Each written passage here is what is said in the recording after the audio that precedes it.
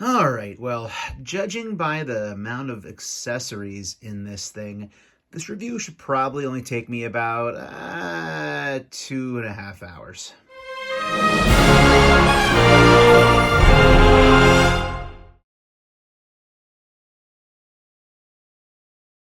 Hey YouTube, what goes on? And welcome to Disavowed Action Figures, bringing you another action figure review. This being a very special one because I finally got my frickin' Mezco Toyz Constantine that I pre-ordered just shy of about 2 years ago. So pumped to finally have this thing. As you know, if you are a regular viewer of the channel, I am not a Mezco collector. I have one, and it is Ash from The Evil Dead. So, we'll compare that one Mezco. I understand that Mezcos take quite a while to come in after being pre-ordered. I totally get it. Although I don't collect them, I do pay attention in the community to these things. I know people live and die by these things. They absolutely love them. It's just not something I've gotten into collecting. I tend to stick with the cheaper figures, buy more of something less expensive, but I'm a huge Constantine guy. I don't really know why. I just kind of connected with the character over the years, seeing him in different forms of media.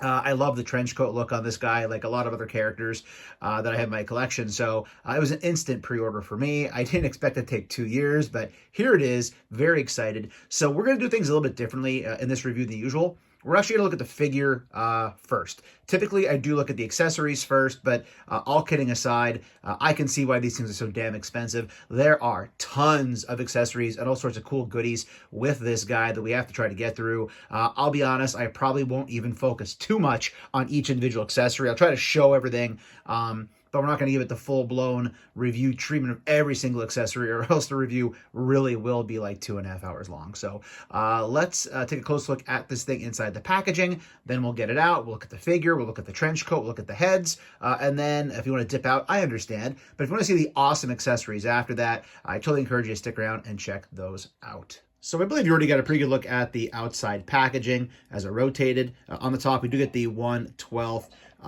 collective pose, play, and display logo and mantra. Again, you saw the sides and the back already. So slipping them right out of that awesome slipcover here. This looks freaking great. The presentation on these things, obviously, if you're a Mezco collector, is great. Back, we do get the Mezco emblem going on right there. On the side, again, 1/12 collective logo. But this thing just looks freaking incredible. All these accessories, the smoking cigarettes that we didn't know if we were going to get them, but we hoped we would, are obviously also here, as they are not on the box as advertised accessories, being that smoking's bad, kids. Don't do it. But this looks great. This looks incredible. Let's get the figure out of here. Let's get the trench coat out of here. We'll see how he moves. We'll see how he looks. What the hell? We'll even do comparisons right away, and we'll push the accessories to the back half. So if you are relatively new to Mezco collecting, as I am, you do get the plastic shell. You can see the back has the trench coat behind the figure. All the great looking accessories have special indentations for them to go inside the case. Shout out to Prime Did It First and Nasty Nate over there at the Figure Booth podcast. Mostly what I know of Mezcos comes from listening to their podcast. I love it. They're huge Mezco collectors. Obviously, Nate is a photographer as well. So I can totally see why these guys love Mezcos. And on top of that, I can see why it's hard to store these things because, man, Marvel Legends and all the G.I. Joe classified things I collect, not hard. You just bag up those couple accessories, a couple extra heads, you throw them in a little Ziploc bag, and you put them inside your shelf or inside your drawer. Man, this is going to take some thinking how to get all of this bagged and put away. So, all right, as I said, let's get the figure out of here and take a look at him. Here is John Constantine out of the packaging, and I'll tell you up front, this was not an easy task going through and taking him out of the packaging. I don't mean that in a negative way. I just mean it because there's so many accessories, so much protection, baggies for all the heads. All the accessories are, again, in plastic trays. I did forget earlier when I mentioned the accessories that there is a Mezco rather larger plastic bag to kind of keep everything in. But this guy is freaking insane. I did put the coat on right away just to kind of give you an idea what it looks like because, I mean, frankly, I always picture him wearing that trench coat. So we'll take a look at him with the trench coat on first, and I'll kind of review the trench coat as an accessory right now. Obviously, the articulation is very hindered when you do have on the soft goods jacket. Again, if you're unfamiliar with Mezcos, basically all the clothing are soft goods, so you have to be really careful how you do move them around and articulate them. So something like an overcoat like this could cause some issues. So first and foremost, the coat itself, there is bendy wire all throughout. So you could really flare the jacket up in different ways should you want to. If you really want that thing to be more around his body, you could really kind of do it in. The pieces right here, the straps also are bendy wires. You can bend those around as you would like. You get a little bit of movement. You get the shoulder out about that far with the jacket on. You really can't rotate too much because that's where you're going to start having issues with having the soft goods underneath and the jacket kind of back it up. Again, here you can see the double jointed elbow through, which we'll take a better look at momentarily once we get through this. But yeah, the jacket really does make this thing for me. I was really excited about that, as you can tell. But yeah, looks great with the jacket. Let's get the jacket off of him, take a closer look at the figure, look at the head sculpts, do some articulation, and then we'll start to talk about some comparisons, and we'll get into all those different accessories. Something else worth pointing out when you are using the jacket, taking it on and off, pop his hands off. You can see that you can just pop the hands right off. The peg is there. You can pop them back on when you're done. But it is a rather tight fit around the wrist for each of the wrist parts of the jacket for the sleeves. So if I were you, I would pop those fists off first, or else you make it a little bit frustrated trying to work it in and out. And again, I only ever had one of these, so I will apologize as I'm a novice for the most part, looking at these Mezco figures. So again, really enjoying the soft goods. This head sculpt is the one that comes actually out of the packaging. There are little holes right here in the side of his mouth to put the cigarettes. We'll try to mess around with that and see if we can get it to work. But overall, just coming out of the packaging, soft goods look really great. A little bit of fuzzy on him right there. He does have the classic white dress shirt, the red tie. The tie is also, I believe, bendy wire. I can't remember. Yeah, not quite bendy wire, but it will be movable. He has the shirt slightly untucked, being the uncouth guy that he is. Again, shirt itself comes out good. It looks like you can roll these down. I'm not going to do that because I want the articulation to work better in the elbows. But aesthetics overall, great with this guy. The brown dress shoes down below, pretty decent detail on them. We have peg holes at the feet because it does come with a stand and a display stand to go with him. We have the belt going all the way around. Silver paint on the buckle of the belt. But again, black belt again. Not a lot to really talk about regarding aesthetics besides that, but the head sculpt is freaking great. And again, there are multiples of those. So we do get 3 head sculpts in addition to the 4th one that's actually on the figure. This one here, he's gotten the crap kicked out of him. The eye is barely even functional at this point in time. It's all bruised up. He has the tape on the nose, tape on the chin as well. The hair looks great on these head sculpts too, I have to point out. Almost looks like a Steve Rogers Captain America with that blonde hair. But this beat up head sculpt is really freaking cool. Next one we'll take a look at. He is beat up and not quite as bad. He doesn't have as big of a grimace on his face in this one. He does have the tape on the nose. His eye is still pretty jacked up, but you can see his eye is still slightly open. So it's basically like the progression of getting the crap kicked out of him to not being beat up at all. Here is a head without any damage to it at all. Just kind of a smirk on the face. I'll try to bring it in, see if you can see that little hole in the side right there where the cigarette's supposed to go. We'll see how that works out. There's lots of different cigarettes and smoke effects you can put with those to go along with the head sculpts. But overall, just very realistic looking head sculpts for this guy. Looks like it's coming right off the comic book page, which is freaking incredible. Let's take a look at the articulation. Cards on the table. Very little experience with articulation on a Mezco, so I apologize in advance if it's rough to get through. As far as the arms are going to go, shoulder will come up to just about 90. Maybe a little further. I'm not going to push it, but probably let's call it 90. It will rotate all the way around, but there's a shirt on. We can't do that. You get nice double jointed elbow. Very smooth, very, very smooth articulation on this as I do move the different joints. The hand will rotate all the way around. It is on rotation that will go left and right. Looks like even a little up and down, but mostly left and right horizontal articulation on the hand. Over on this side, looks to be basically the same thing. Pretty good articulation on the horizontal. He will turn right here. Again, I don't know the actual background with these things and how they're made, to be honest, but you can see the pivot we're getting. As far as how far down he's going to look, about that far down. If you bury the chin, he will look very far down with that. As far as how far back he's going to go, torso goes relatively far back. Head will rotate all the way around. The head and the neck are awesome because you get a ton of articulation. You can really get some of those crazy looking head poses.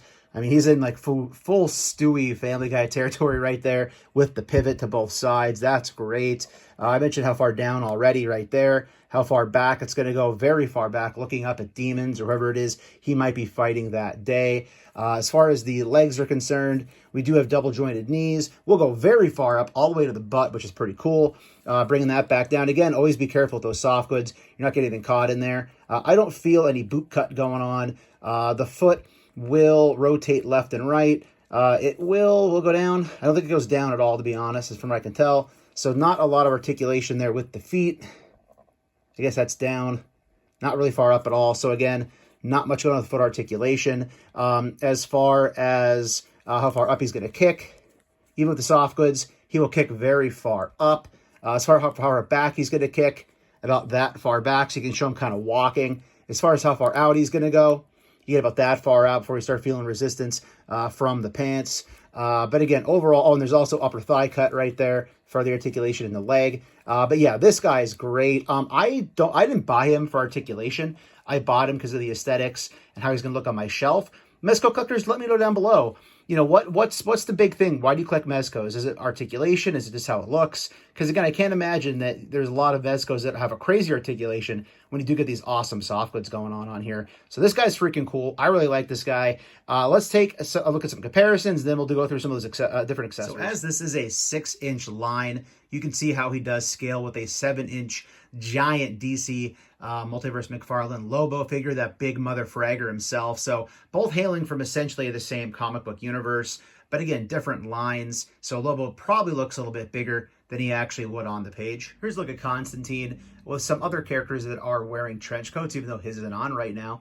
So this is a Nick Fury Marvel Legends standard Bucky cap figure with a custom trench coat that my girlfriend found for me somewhere years ago. And here is the NECA TMNT movie Raphael in Disguise from the Raphael in Disguise Casey Jones 2-pack. You can see that the NECA figure is right around the same height, I would think, even though he is bulkier. But the soft goods do look good together. I really like this trench coat a lot on Raph. But I definitely think that his has his merits as well. So as Constantine is known for fighting demons in the DC Multiverse, here he is standing with the Castlevania Diamond Select Dracula, which is a great figure. I tend to forget this thing's even still in my collection. And we do have the newly released G.I. Joe Classified Hasbro Serpentor, also rocking the soft goods right there. So Serpentor, actually, obviously, both of these figures just towering over Constantine. But that's where those accessories will come in handy, where Constantine's size doesn't so much matter as what he can do with his weaponry and basically knowledge of the mystic arts. And our final comparison before we get to all those accessories, here is Constantine with my one and only other Mezco, Ash from Evil Dead, also rocking the soft goods right there. Ash looking slightly taller, and we do have Feral Cheetah, our resident Plunderling here in the Disavowed action figure collection. All right, let's try to tackle and go through some of those accessories. There's so many of them. I'll be honest, we may not go through all of them just because, honestly, it would take way too long, but I'll at least show them all to you. So I'm going to try to do this in as much of a organized fashion as I can. I'm starting with more of like the physical sorts of weapons. We do get a chainsaw, which I just had Ash up here. We probably should have done a comparison to see if it's the same chainsaw or not. I would think they would just reuse it, right? You do get a little bit of articulation right here on the top of that. Be very mindful you don't break this plastic piece. Nice and rusty, though, looking like it's ready to chop up some demons. Some decent paint on there as well. Then we do get, of course, a gun. You got to have a shotgun going on. This thing does also articulate and pump, which is kind of a nice touch. So again, nice gun going on for more of the physical sorts of threats that Constantine is going to have to deal with. We do have a really cool looking sword. Lots of just cool symbols on there, as you can notice. Looks like we have just different shapes. I'm guessing those are different types of moon formations, possibly. But those look really awesome. You can see down here near the end of the blade, we do get some nice texture. The actual hilt, I guess it is, handle itself, very cool looking shape to that. Also, some texture going on the handle. That's awesome. We do get a little blade as I throw it around here. That's basically a little, looks like a two-pronged blade. Again, very cool looking image right there on the blade itself. Looks like the same on the back. Of course, if you're a demon hunter, essentially, you are going to need to have a cross to deal with all those demons. So there is the cross right there. Simple enough. It does look like we have cool, yeah, we have little images. Looks like there's skulls that are on all three sides of the cross. That's a really cool little addition to it. But yeah, that is incredible right there. We're not going to go through all the hands. There are so many hands with this guy. Needless to say, with all these different weapons and accessories, he needs alternate hands. In addition to this, these two punching hands for him to hold everything. Not to mention the next set of accessories we're about to get through and look at. We do get a great offering of effects pieces here to go along with him to basically simulate his magical prowess and background when he fights. So taking a look at these, we do get, I guess it's a pentagram. I'm not that devilish nowadays, but this would, I'm guessing, go, I don't know where this would go. I'll be very honest. I'll take a look and see where that's going to clip in. I thought there would be a hole in it for him to kind of put his fists through, kind of like a Doctor Strange-esque look to it. Over here, some more kind of cool looking blue color on the back of, I think it's a pentagram as well. Smaller pieces here, so smaller blue pieces. So this is where I was thinking like this would go around his wrist, kind of like a Doctor Strange effect would go with a Marvel Legend. Same thing with the smaller orange one right there, having that hole in the center. The two pieces I'm most excited about here are going to be the fire or the fireballs. He's going to look really cool holding these in his hands. I guess they're just going to rest in there. I don't think they're going to clip in at all. This doesn't look like there's a clip or anything or a hole molded in, but it looks like it's probably going to rest in his hand, I'm guessing, with this part down. So it looks like he's holding the fire, creating in his hand. But again, very awesome effects here. So for all of you different action figure photographers out there, I'm sure you'll find a multitude of ways to use all these different mystical arts effects. So now we're definitely getting into the be extremely careful or you'll lose it category with some of these smoke effects and cigarettes. So I said I was not going to go through all the different hands because there's just so freaking many, but I did want to show these. This is really cool. He comes with two different hands that are holding the different tarot cards. You can really get in there and see them as well. Be very careful because I don't think they are super sturdy being in there, but just the detail on these things, so freaking cool. You can see the different cards that are in each of the hands. That in of itself, is having him with these two different hands on holding the cards, would look so freaking cool on your shelf. So those came out so cool. The attention to detail. Of course, he's a smoker. Spoiler alert, there are cigarettes with this. There is a lighter with this. I really like the lighter piece where it's open with the fire effect. I can definitely see me having this posed up in his hand, lighting a cigarette. All different sorts of cigarette and smoke effects. Again, I'll try to get this in his mouth. I did read somewhere that you may have to get a bit of an X-Acto possibly and kind of just make that hole a little bit bigger. I don't want to try to do that in between takes. So if I can't get that cigarette in his mouth easily, I'm not going to bother. Here is the lighter when it's closed, I believe. So they really thought of everything here. Even an entire bag of cigarettes with different effects and just cigarettes in general. Because I'm guessing they assume you might lose them because, well, they're small as hell. But just very cool smoke effects. They really thought of everything with this figure and really went beyond the extra mile to give us all these different cool looking accessories. So really quickly, I mentioned I wasn't quite sure how some of those effects would work. So the way it works is it will look similar to Doctor Strange, how he has the portal kind of on his hand. However, there are separate hands that will pop right into the back of the portal that you then port on as the hand. So they do give you instructions with this, which is great. This is how they talk about how the flame effects and the cigarette smoke's going to work. Left side of mouth on all the heads has a 0.25 inch long opening.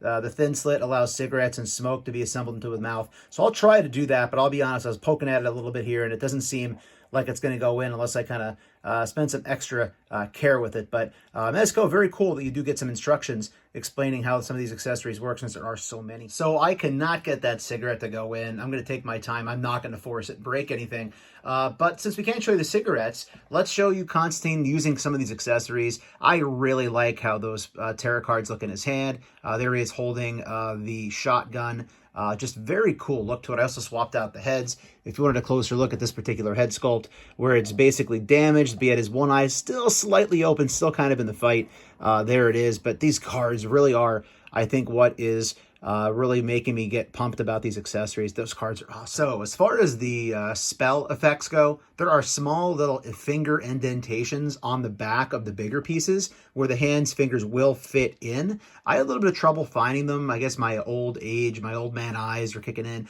I really like him holding the cross, and I did swap out another head sculpt, this being with the one where he really got the crap kicked out of him. That left eye just gave up and stopped working. And again, you can hold that sword really well. And the fire effects are pretty cool in his open hands. I believe by my count there were 15 hands, unless I misplaced one already, which was an odd number. But just the gripping hands, open palm hands, spell casting hands, hands that basically do everything with all these accessories. So they really made sure that you can showcase all these accessories in multiple ways with your Constantine. And last, as everybody likes to say, certainly not least, here is our Mezco Toyz John Constantine standing with our Orange Cassidy AEW Unrivaled Jazzwares wrestling action figure. And I have to say, these two do look really cool together. I kind of feel like they can go out in town and just have a hell of a time. And that's going to be it for my review of the Mezco Toyz 1/12 Collective John Constantine DC figure. This thing is freaking great. Again, I'm a big fan of Constantine in terms of the look of the character. I'm definitely not overly well versed in his background besides some different books I've read, but just the amount of accessories, Mezco toy collectors, I understand that this is a grind for you guys waiting for these things to come in, but man, the value, just the quality you get with these things is insane. I don't really plan to start actually becoming a Mezco collector. I like my Marvel Legends, my G.I. Joe Classified. I like getting, 3 of those for the price of one of these, but the quality is just so much better on these. The big takeaway for this figure with me are all the multiple heads. Again, all those hands that all just have different functions with the figure. All the epic weapons and accessories and spell casting hands and effects. And just, there's so much with this guy.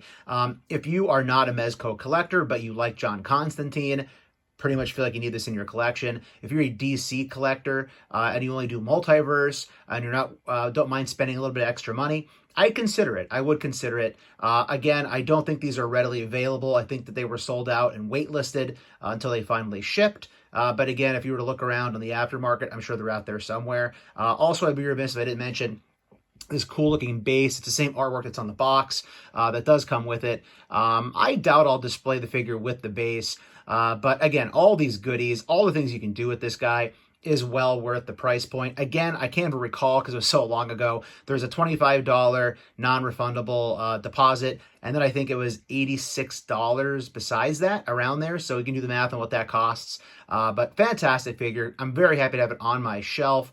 So everybody, thank you for watching. If you're new, please consider hitting that subscribe button. It's free for you. It doesn't cost you anything. Helps us grow the channel tremendously. Then go ahead and hit that bell for notifications. That way YouTube actually tells you, notifies you when we post new content on the channel, like our weekly toy hunts, reviews, and live streams. Leave a comment down below, hit that like button. And for daily toy content and daily toy updates, check us out over Instagram and Twitter at Disavowed_12. Hey everybody, if you're going toy hunting this week, please try to remember the 3 Ps of the toy hunt. Patience, persistence, most of all, politeness. Take care, stay healthy, and I'll be seeing all of you at the pegs.